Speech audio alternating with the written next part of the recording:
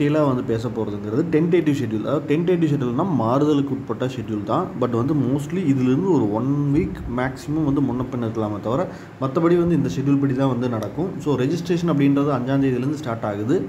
30ஆம் தேதி வரைக்கும் வந்து டைம் கொடுத்துருக்காங்க. ஒரு 25 நாள் டைம் கொடுத்துருக்காங்க. அதுக்கப்புறம் பார்த்தீங்க அப்படின்னா ரேங்க் லிஸ்ட் அதுக்கப்புறம் 14 நாளைக்கு அப்புறம் தான் வந்து ரேங்க் லிஸ்ட் அப்படின்றத ரிலீஸ் பண்ணுறாங்க. எதுக்கு அப்படின்னா வெரிஃபிகேஷன் அப்படின்றத வந்து நம்ம பண்ணுவாங்க. என்ன அப்படின்னா நம்ம ஆல்ரெடி அப்லோட் பண்ண டாக்குமெண்ட் கரெக்டாக இருக்கா அப்படின்றத செக் பண்ணிவிட்டு அதில் ஏதாவது ரிமார்க்ஸ் இருக்குது அப்படின்னா அதுக்கு டைம் கொடுப்பாங்க. ஸோ அதுக்கு தான் வந்து இந்த 14 நாள் டைம் அப்படின்றது. ஸோ அந்த இன்பிட்வீன் டைமுக்குள்ளே வந்து நமக்கு ஏதாவது மிஸ்டேக்ஸ் இருக்குது அப்படின்னா வந்து அதை வந்து ரெக்டிஃபை பண்ணிவிட்டு வெரிஃபிகேஷனை வந்து கம்ப்ளீட் பண்ணிடணும்.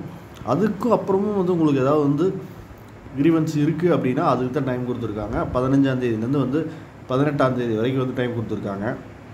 இது முடிஞ்சதுக்கப்புறம் பார்த்தீங்க அப்படின்னா வந்து கவுன்சிலிங் ஃபார் ஸ்பெஷல் ரிசர்வேஷன் கேட்டகரிக்கு வந்து பார்த்திங்கன்னா என்னைக்கு வருது அப்படின்னா 21/7/2025. அதாவது வந்து ஸ்பெஷல் ரிசர்வேஷன் கேட்டகரி ஸ்டார்ட் ஆகுது அப்படின்னாவே வந்து அஃபீஷியலாக கவுன்சிலிங் ஸ்டார்ட் ஆகிடுச்சுன்னு அர்த்தம். அதுக்கு அடுத்தது பார்த்திங்கன்னா எம்சிஏவுக்கு வந்து டைம் கொடுத்துருக்காங்க.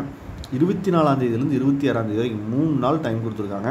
இந்த 3 நாளில் ஒரு 5000 அப்படின்றத வந்து பே பண்ணி உங்களுக்கான சாய்ஸ் லிஸ்ட் எந்தெந்த காலேஜ் வந்து நீங்கள் வந்து ப்ரியாரிட்டி கொடுக்குறீங்க அப்படின்றத நம்ம காலேஜ் செலக்ட் பண்ணி அப்லோட் பண்ணுறதுக்கான டைம் அப்படின்றது தான் வந்து இந்த சாய்ஸ் ஃபில்லிங்.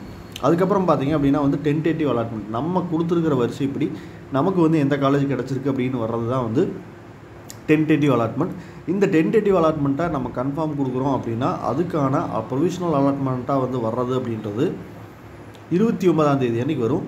ஸோ நீங்கள் 27ஆம் தேதி அன்றைக்கி வந்து டென்டேட்டிவ் அலாட்மெண்ட் வந்து 27ஆம் தேதியே கூட கன்ஃபார்ம் கொடுக்கலாம் அல்லது 28ஆம் தேதி கொடுக்கலாம். ஸோ இந்த 2 நாளுக்குள்ளே ஏதாவது ஒரு நாள் வந்து கொடுத்துடணும். அப்படி கொடுக்கும்போது வந்து 29ஆம் தேதி வந்து நமக்கான அலாட்மெண்ட் ஆர்டர் அப்படின்றது வந்து கைக்கு வந்துடும்.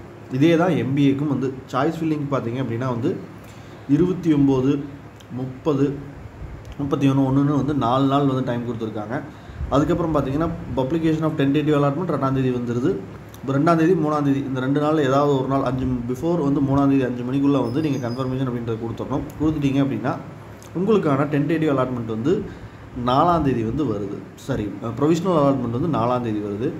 அதுக்கப்புறம் அதாவது 4ஆம் தேதி வந்ததுக்கப்புறம் பார்த்திங்க அப்படின்னா வந்து காலேஜ் போகிறக்கான டைம் வந்து பார்த்திங்கன்னா கிட்டத்தட்ட ஒரு 15 நாள் அப்படின்றது மினிமம் கொடுப்பாங்க. அது எம்சிஏக்காக இருந்தாலும் சரி எம்பிஏக்காக இருந்தாலும் சரி நமக்கு ப்ரொவிஷனல் அலாட்மெண்ட் கைக்கு வந்ததுலேருந்து வந்து ஒரு 15 நாளாவது வந்து டைம் கொடுப்பாங்க. அந்த இன்பிட்வீன் டைமுக்குள்ளே நம்ம காலேஜுக்கு வந்து போகணும். அப்போ காலேஜுக்கு போகும்போது வந்து என்னெல்லாம் கொண்டுட்டு போகணும் அப்படின்றத அந்த ப்ரொவிஷனல் அலாட்மெண்ட்லேயே வந்து வந்துடும். ஸோ வந்து மார்க் ஷீட் கொண்டு போகணுமா, ஃபீஸ் கொண்டு போகணுமா, என்னெல்லாம் கொண்டு போகணும் அப்படின்றத அது சொல்லியிருப்பாங்க.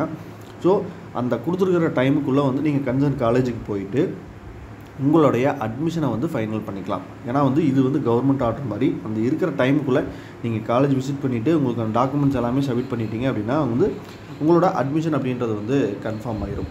அடுத்து சப்ளிமெண்ட்ரி கவுன்சிலிங் அப்படின்றது இதில் ஏதாவது மிஸ் ஆனவங்க அல்லது வந்து என்னென்னா உள்ளே போயிட்டு காலேஜ் கிடைக்காதவங்க இவங்க பார்ட்டிசிபேட் பண்ணுறது தான் வந்து supplementary counselling MCA and MBA.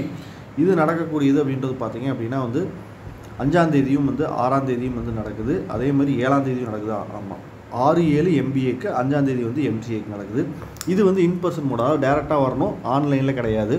So டேரெக்டாக ஜிசிடி கோயம்புத்தூருக்கு வந்து இந்த கவுன்சிலிங் அப்படின்றதில் வந்து பார்ட்டிசிபேட் பண்ணிக்கலாம். ஸோ சப்ளிமெண்ட்ரி கவுன்சிலிங் அப்படின்றது என்ன அப்படின்னா ஆல்ரெடி எடுத்தது போக மீதி இருக்கிற சீட்டுக்கான கவுன்சிலிங் தான், அதை மறந்துடாதீங்க.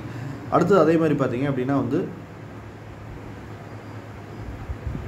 Great community wise conversion counselling for MCA and MBA. இது எப்படி வரும் அப்படின்னு பார்த்தீங்கன்னா என்ன, இந்த எஸ்சிஏக்கு வந்து ஒதுக்கப்பட்ட சீட்டை வந்து அவங்க எடுக்கல அப்படின்னா எஸ்சி ஸ்டூடெண்ட் வந்து பார்ட்டிசிபேட் பண்ணி அந்த சீட்டை வந்து எடுக்கலாம்.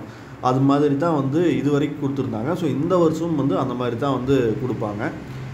எண்ட் ஆஃப் கவுன்சிலிங் அப்படின்றத டேட் வந்து போடாமல் இருக்காங்க. மேபி வந்து இந்த டேட்டில் ஏதாவது வந்து மிஸ்டேக்ஸ் வந்துச்சு அப்படின்னா இப்போ 7ஆம் தேதிக்கு அப்புறம் வந்து அடுத்தது வந்து 8ஆம் தேதியோ 9ஆம் தேதியோ வைப்பாங்க.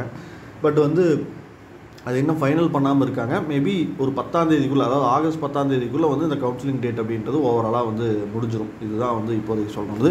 இதில் ஏதாவது டவுட் இருந்தது அப்படின்னாலும் வந்து என்னோடய நம்பரான 6374749314 வந்து கான்டாக்ட் பண்ணுங்கள்.